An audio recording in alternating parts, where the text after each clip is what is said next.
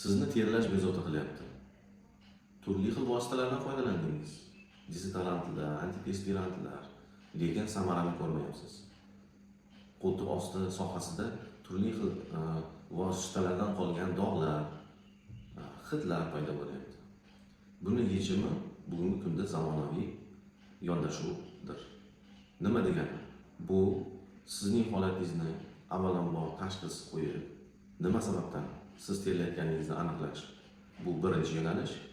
Ikkinchi yo'nalish terlashni darhol to'xtatish yoki keskin kamaytirish muolajasi hisoblanadi. Ushbu muolaja butun dunyoda juda ham targ'iboti ham bor. U haqida ko'p xil ma'lumotlar eshitgansiz. Lekin ahamiyat berish kerak bo'lgan joylarda to'xtab o'taman.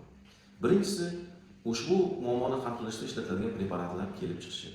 Ya'ni ular vaksinaga o'xshagan preparatlar bo'lib, vaksinaga o'xshagan deganda saqlanish jihatida gapirdim.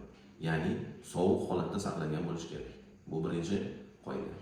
Ikkinchidan, ushbu preparatni sizga kim yuboryapti? Malakali shifokormi yoki qiziqib ko'rishingiz kerak. Kimga muolajaga boryapsiz? Bu ikkinchi juda muhim bo'lgan holat.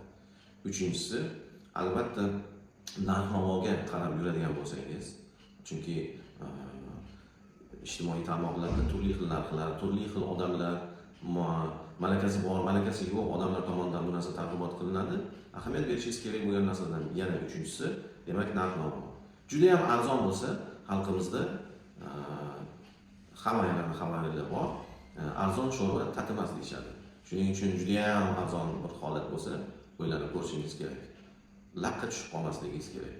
Shuning uchun sizga tavsiyam, demak boradigan joyingizni, kimdan muolaja olishingizni va narx-navoni hisobga olishingiz kerak bo'ladi.